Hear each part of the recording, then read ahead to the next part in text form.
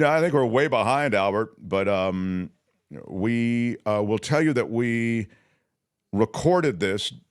Michael Shure is in Iowa covering the Iowa caucuses. And he's covered the Iowa caucuses for years. So we recorded something last night. But I want to tell you something now. And that is that, we have a new camera set up here, and there was a new mic and whatever. I don't know. There's some kind of rewiring. And so Tony was up here yesterday, and he did all of that. Tony. But he didn't change the setting on the audio. So the audio for this Michael Shure segment, you're going to hear me. His audio is fine, which is the important thing. But my audio is coming through the camera, I think. So it's going to sound a little off and weird. So I'm warning you of that ahead of time. But really excited to have this conversation. Then Michael Snyder, the Culture Blaster, will be by. We'll talk movies. Show may run a little over today, but just letting you know ahead of time, that's the plan. So Michael Shure, who has forgotten more about politics than most of us will ever know, joins us from Iowa, and we ask him about the Iowa caucuses. Here's little Michael Shure. They're a primary election in that they select delegates that would go onto the convention and, presumably vote for whoever the nominee is or others. And, I understand why why people are down on the caucuses. I am too. But I think we also have to, we know what the downside of them is they're complex. They don't get enough people involved. They happen in the evening on a Monday when not everybody is available or wants to leave. It's in the middle of January. It's freezing out. They're not secret ballots either, are they? I mean, you see where everybody, they're not ballots at all. The whole idea is that they aren't secret ballots, and that's what makes it sort of a community effort in a way. And what they do, though, is they pique interest, right? People are interested in this. It sort of kicks off the season in a way that's like, okay, it's the caucuses. What the hell are the caucuses? And even afterwards, most people don't know what they are. So I think that it does generate some interest in the process. And I will say, from having covered them for a long time, every 4 years, and in the years in between, where it's all about what's going to happen 2 years from now, and then, and 1 year from now, and then it happens. I think that you find an electorate that's super interested here. The people that are voting in Iowa love the process, and they get involved in it in a way that makes everybody interested. So you'll see candidates flooding this state, and then you'll talk to voters, with the exception of the Trump voters. You go to a Haley thing, and you can say, ask somebody, what brings you out here? Are you a Haley supporter? And they'll say, no, I'm just shopping. I want to listen to what she has to say. It happens on the Democratic side, on the Republican side. It is a pretty interesting electorate here in Iowa. The caucus, very briefly, works this way. X number of people in a precinct go to their caucus site. It could be in a small town at a living room. In Des Moines, it could be in a high school gymnasium. You get, let's say there are 100 people at your caucus site. You need 15% of those people, that would be 15 people, to be viable, to have a candidate be viable. So there's a first ballot where everybody separates literally in the gymnasium into their groups. So it would be the DeSantis people, the Ramaswamy people, the Christie people, the Trump people, the Burgum people, whoever it is. There could be one guy who's there for Burgum who's not even in the race anymore, but he's still saying, that's what I'm doing on the first ballot. Then there's a break. You find out who's viable. Maybe it's just Trump and Haley for the purposes of this. Those people try and bring the Burgum guy, the Ramaswamy people, the Christie to their side until everybody is in a group, or there's just somebody who's not viable. And it's a collective thing. And then they delegate the delegates according to what the percentages are in that caucus. And then they get naked? When does that happen? It feels very Hollywood game night to me. Well, it is a little Hollywood game night. I mean, that's what it is. And that's why it's flawed, because it's Hollywood game night, and that's what they do. And so when you have the caucuses, that's the way they work. But it's problematic also because Iowa is a state that doesn't replicate the country. That's so very true. And leave it to you to put some positive spin on it, which is that it raises interest and, actually engages prospective voters in ways that maybe other primaries don't. But in any case, It's going down soon, right? It's what, 2 weeks away? It's the 15th, so it's less than 2 weeks away. It's about 10 No. days away. All right, now to the politics of major aspects of American life, and I think one of the things that's talked about in this election, and they're making it a centerpiece clearly with this huge theatrical demonstration of interest in the border, is the immigration problem, and the problem that both sides agree upon, but neither side really has a solution for. Yeah, and I think that it's really not about the solution as much as it is about, in a political election year, is about seeming to want a solution, or posturing as if you want that solution. Before you fired him, our friend Jim Avila said that the Democrats needed a bill. They needed to show some interest. And he was very right in correcting the immigration issue at the border, even if the Democrats are not the ones who think that the issue is as bad as it is, and even if they are running the Department of Homeland Security, even if they are, the other day, Mike Johnson, the Speaker of the House, went down with 60 members of his caucus to the Texas border. They hardly saw any crossings. But the Democrats do need, and they're starting to realize this in Congress, that they need to come up with a solution-based approach to immigration that shows that they are playing hard, and they need the president to be on board with it. And the president is so thus far reluctant, because he doesn't think the problem and the way that they're handling it he'd have to acknowledge that things aren't working as well. So there will be a compromise bill.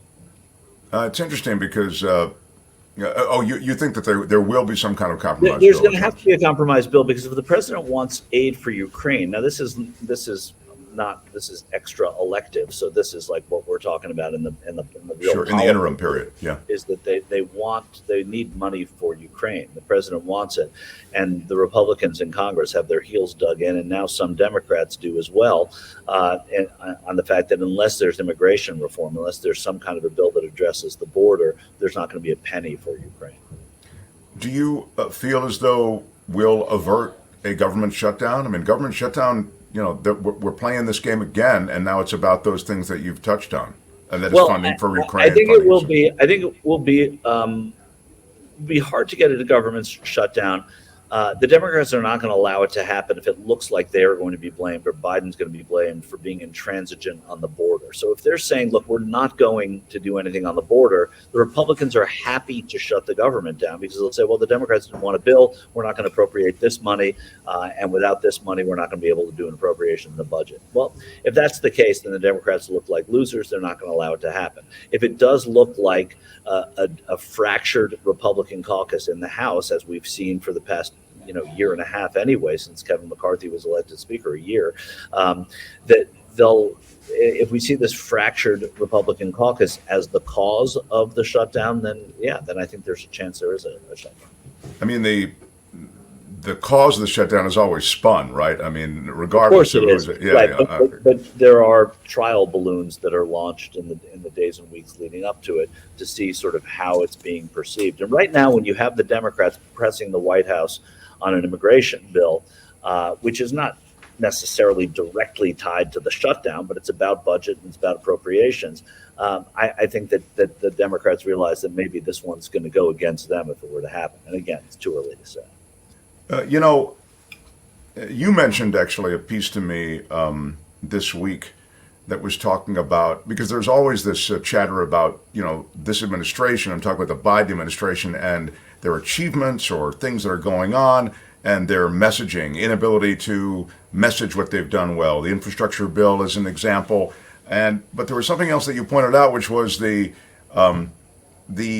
oil drilling, this kind of thing that Trump is talking about, like on day one, I'm going to be a dictator and it's going to be drill, baby, drill. That'll be the only day that I'm, drill, baby, drill has really been, from Palin to Trump, the simple bumper sticker notion that they've pushed. But what you were mentioning to me is that we pumped more oil under Joe Biden than in any other administration. We have. I mean, what's interesting is there's more domestic oil coming from this country right now than there ever has been. At the peak of, I guess it was it was probably September, October of 2019, which was the peak amount of domestic oil that was being pumped. That was that at that time when Trump was president. It was 13 million barrels of crude oil a day. Now, and that was the biggest day of the Trump administration. Now, regularly, Biden is and the American oil industry is pumping 13.2 million. There's more oil being pumped here. It's why when OPEC tried to control the prices, they weren't able to do that recently because of the fact that we are pumping so much that we are not as reliant upon foreign oil as we used to be. Yet, as I walk the lines of these Trump rallies and speak to Trump voters and supporters, they all say they cannot wait until he's president again because we'll start drilling for oil here. But we're doing it more than we ever have. And it's an interesting political conundrum because the Democrats are not sort of touting this, even though it would answer the critics.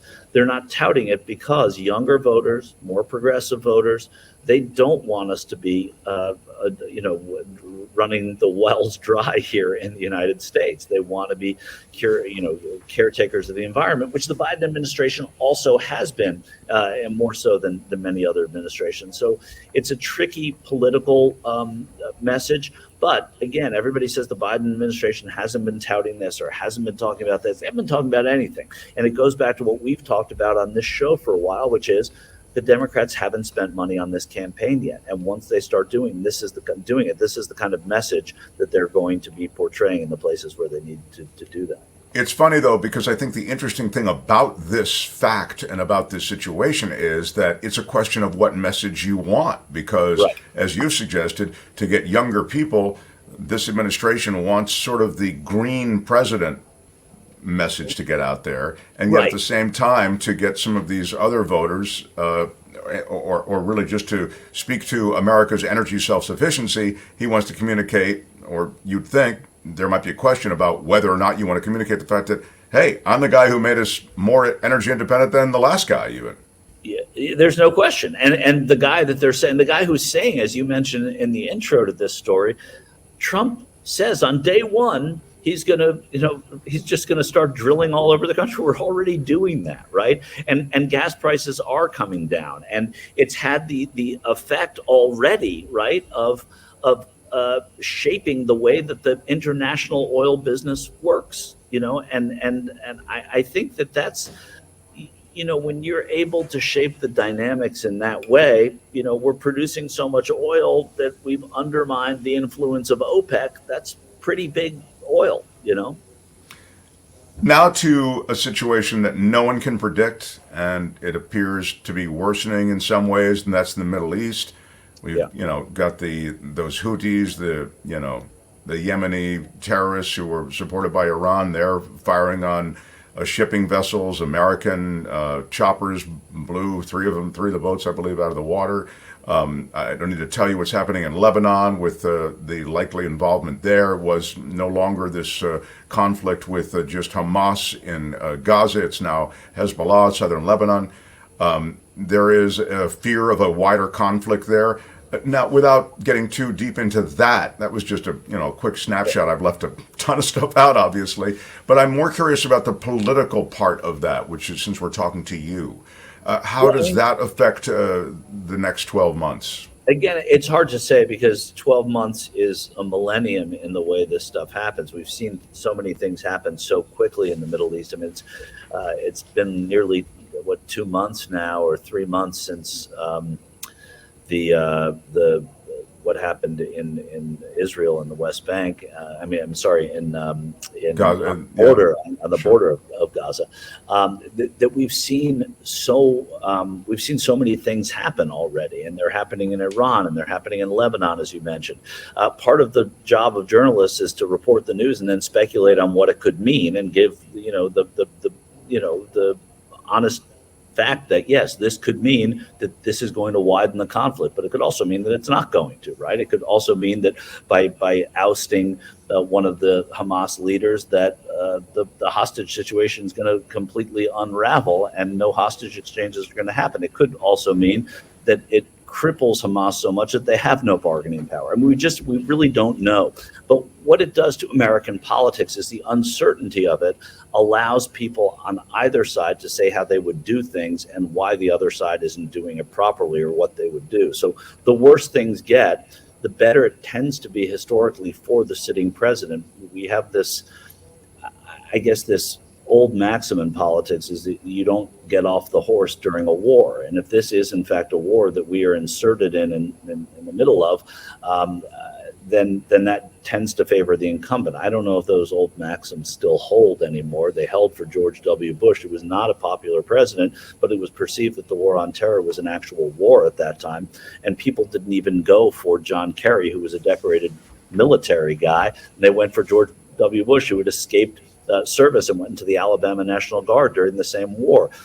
So I think there's something about that. This isn't our war. We have not been attacked in the United States, but it still feels like the president could spin this into his being a wartime president and staying the course with his negotiators and his diplomats. It's still That's hard really, to that's fascinating. You just get me thinking, so this is a true hypothetical.